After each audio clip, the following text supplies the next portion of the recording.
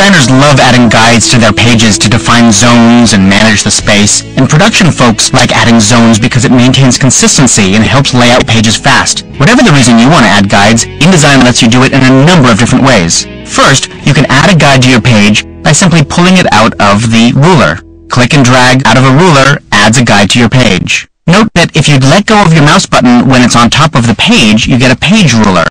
But if you click and drag out and you let go of it while it's on the pasteboard, you get a pasteboard ruler. It goes across the entire pasteboard, including a full spread. Here's another way you can add a guide. Double-click on the ruler. For example, if I want a guide exactly on that tick mark, which is 15 picas, I can just double-click there. But here's a good trick. Hold down the Shift key when you double-click, and it actually snaps that guide right to that tick mark, so you don't have to worry about if you got it exactly there or not. Now, the cool thing about guides is that objects snap to them. There's sort of a little bit of a gravity field next to them, so I can actually drag this object around with the selection tool, and it snaps right to that guide. I'll do the same thing down here. Grab and snap, and it clicks right onto that guide. So it's really helpful for maintaining the consistency among the objects on my page. However, sometimes you may want to move an object and not have it snap to that guide. Well, that's easy. Go to the View menu and choose from the Grids and Guides submenu, Snap to Guides. This actually turns off the snap. It's either on or off. That's why there's a check mark there. If you select that, it turns it off. And now there's no snapping next to the guides at all. I'm going to go ahead and turn that back on though. Sometimes I see people setting their documents and putting ruler guides right at the edges of their pages. This is the edge of the page here, and this is the bleed off the page. Well, there's really no reason to put your own guide there because in InDesign, the edge of the page always acts like a guide automatically. Now here's another way you can create guides on your page. If you go to the Layout menu, you can choose Create Guides. This is especially helpful when you want to create a whole bunch of guides at the same time, like a grid on your page. I'll set this to going maybe 5 rows and 6 columns. I'm going to set my gutters to 0, but I'll leave a gutter over here. You'll see what that is in just a moment. I'm going to tell it to remove all the existing ruler guides so I don't have to go and delete those myself. Click OK, and there you go. I have a whole grid set up. Notice that my rows are set up with no gutters, but my columns are set up with gutters. You see that little space in between these guides. Now if I wanted to go in here and delete a guide, how would I do it manually? It's easy. Guides act just like objects in InDesign. So if I want to delete one, I simply click on it to select it, and then I can hit the delete key to delete it. It's as easy as that. Because guides act just like objects, I can also select them and then move them in all the ways that I can move regular objects, by dragging them or using the arrow keys on my keyboard. The up arrow key will move it one small increment at a time, or down with a down arrow key, or I can set it to a very specific place up in the control panel. Let's say I want to set this to exactly 25 picas. Now it's exactly right where I want it. But here's a conundrum that people face. I have a lot of guides on my page, and I want to get rid of all of them. It would be a real hassle to go through and select all of those and delete them with the delete key. So instead, here's a little trick that most people don't know about. If you press a keyboard shortcut, and the shortcut is Command-Option-G on the Macintosh, or Control-Alt-G on Windows, it selects all your guides. Now I can hit delete, and they all just go away. Now once you've done all that work to set up your guides, what if you want to use them on another page or in a different document? Well, they're just objects, so it's easy to copy and paste them. But in the next movie, I'll show you an amazing way to store pieces of your document, like all the guides on a spread, so that you can use them anytime, anywhere.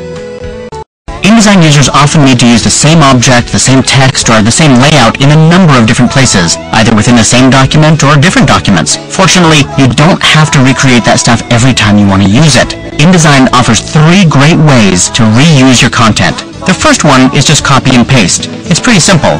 I'll select the objects that I want to reuse by clicking on them and then shift-clicking on them with the selection tool. Now if I want to use it someplace else, I just go to the Edit menu and choose Copy. I'll just place it into a new document. But this time, instead of saying paste, I'm going to say paste in place. Paste will paste those objects right in the middle of the screen, but paste in place puts them exactly in the same location as they were in the original document. This is called the page geometry, the positioning of the objects on the page. So this is great if you just need to copy something from one place to another, but what if you need the same group of objects tomorrow? Or what if you need to email these to somebody else? In that case, InDesign offers 2 other features, creating a library file and making a snippet. Let's look at libraries first. To make a library, we go to the File menu and choose not New Document, but New Library. InDesign asks me to name my library. I'll just call it My Library. You can call it anything you want. The thing to understand is that libraries are actually files on your desktop. But they show up as a panel. They're actually a floating panel in InDesign. If I want to put these objects into my library, I'll just drag a marquee over them with the selection tool, and then I drag them right into the library. The library panel shows me a little thumbnail of that so I can use it later. For example, here, I'll just go ahead and delete those. And now if I want to add those back in, how do I do it? I just click in the library and drag it right out. Now in this case, because I used drag and drop out of the library, it placed those objects just wherever I happened to drag them, wherever the cursor position was. But what if I want them back in the original position, the original geometry? I can do that too. I'll delete these just by hitting the delete key, and instead of using drag and drop out of the library, I'm going to select the object in the library and say, place the items. The place items command will actually tell the library to use the original geometry. Now these objects are actually in this library file, so I can email this whole library file to somebody else, and I could have dozens, hundreds, even thousands of different objects in that library file that I send to somebody else, or I can put it on a server so that a number of people could use it. So the library is very, very useful. It's almost like a little mini asset management system built in. But there's another way to save these that I want to tell you about, and that's snippets. Whereas in a library you're putting a lot of objects, text, graphics, and so on into one file, a snippet is a way to have a single file that has as many objects as you want from a spread. Here's how you make a snippet. First, I'm going to select all these objects, and I'm going to go to the File menu and choose Export. It's going to ask me where I want to export my snippet file, so I'm going to call it My Java Co Logo, and I'll make sure the Format menu is set to Snippet. When I click Save, it saves those objects to the desktop, and just those objects as a snippet file. Let's go look at them in Bridge. I'll press the Bridge button. That launches Bridge for me, and I can see that there's my snippet file right there. And the cool thing about Bridge is that if I click on that, I can actually see a preview of my InDesign objects. Now let's say I later want to bring this snippet back into an InDesign document. I could email this snippet to somebody else. It's a very small file. This is only 57K. I could email this to somebody, and they could drag it right into their InDesign page. Simply click on it and start dragging. I'm going to use the application switcher to switch back to InDesign, which on the Macintosh is Command-Tab. On Windows, it's Alt-Tab. Go back to InDesign and simply let go. That snippet file showed up right where my cursor was on the page. If I wanted the snippet to remember its geometry, I can do that too, because new in CS3 I have a choice. Do I want the object to fall where the cursor was, or do I want it to remember the geometry? That preference is found in the Preferences dialog box. On the Macintosh, we choose Preferences from the InDesign menu, and on Windows, we choose it from the Edit menu.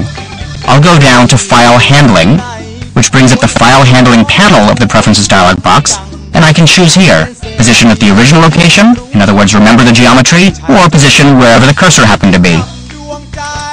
Using snippets and libraries and paste and place, these are all great ways to save yourself a huge amount of time by saving those frequently used items and reusing your content. You have an InDesign CS3 file, but you need to send it to someone who only has InDesign CS2. Unfortunately, no matter how hard you look in here, there's no Save as CS or CS2 feature. So what will you do? What will you do? The answer is to choose Export from the File menu. When you choose Export from the File menu, you can choose the InDesign Interchange file format. The InDesign Interchange file format is also called an INX file, and this INX file can easily be opened in InDesign CS or CS2. Of course, not all the features come along for the ride. I mean, any of the new CS3 features are going to be stripped out when you open it in the earlier version. Now, as it turns out, the INX file is useful for other things too. For example, every now and again I find a document that acts a little strangely. Sometimes a color shows up in the swatches palette that can't be deleted, or the pasteboard around my page gets really huge. It's rare, but it does happen. And often the easiest solution to these sorts of things is to export your file as an INX file, and then open it back up in CS3. Yes, you can open your INX file in CS3 itself, and that seems to clear out any garbage that might have snuck in along the way. Again, it's rare you'd need to do this, but it can definitely get you out of some pretty weird jams. If you've been using QuarkXPress or PageMaker for a while, you probably have files that you want to update or templates that you want to use, and you're dreading having to recreate them in InDesign. Well, the good news is that InDesign can open QuarkXPress files from version 3 and 4, as well as PageMaker 6.5 and 7 files. The bad news is that it cannot open Express 5, 6, or 7 files. Just can't do it. If you have files from QuarkXPress 5, 6, or 7, you might want to get a plugin from a company called Merxware, and their plugin is called Q2ID, just the letter Q2ID, and that plugin can open QuarkXPress 5, 6, and 7 files. It does a pretty good job of it too. But if you have QuarkXPress 3 or 4 files sitting around, you can open those in InDesign. Let me show you. It's a very difficult and arduous task to do it. You go to the File menu, you choose Open, you select your QuarkXPress file, and then you have to click Open, and that's basically all you have to do. It's as simple as that. It's not difficult. They made it very, very smooth to get QuarkXPress files into InDesign. You just open it, and it comes in. Now, this is a very simple document, so it's going to open very quickly. The more complex your document, the longer it's going to take to open, but it does a pretty good job of it. All your colors come in just fine. I'm going to zoom back here with the Command minus or Control minus keyboard shortcut on Windows. And you can see that this is just a 2-page document. The colors came in fine. If we look at the links panel, we can see all the links came in just fine. Those images are still linked to the original high-res files on disk. We'll be talking about links in a later chapter. The paragraph styles came in just fine. Well, in this case, there's just one style called normal, but it came in just fine. Generally, those are the things that come in just fine. Some things sometimes have a little bit more trouble. For example, if I zoom in here on this text, we can look at the text here, and text is one thing that, the text just comes in fine. It's going to read the same, but it almost always reflows. You get a little bit of reflow, and it has to. It's not like Quark went to Adobe and said, here's our file format, please open it for us. We want people to start using InDesign. No, Quark didn't do that. Adobe reverse engineered this file format, and so there's going to be some changes throughout your document, and text will reflow because InDesign and QuarkXPress have very different text composition engines. So it's just one of those facts of life. When you open a QuarkXPress file, it's a good idea to proof it very carefully. However, there's another deeper problem with opening QuarkXPress or PageMaker documents in InDesign. You see, if you just open a legacy document and continue to work with it, it's very unlikely that you're really taking advantage of all of InDesign's unique features, such as basing one master page on another, or nested styles, and that sort of thing. After all, those are the features that make InDesign more efficient and productive. That's why, as tempting as it is to open QuarkXPress files or PageMaker files, I often recommend to clients that they seriously consider just recreating new templates or new documents in InDesign, being sure to use its special and cool features.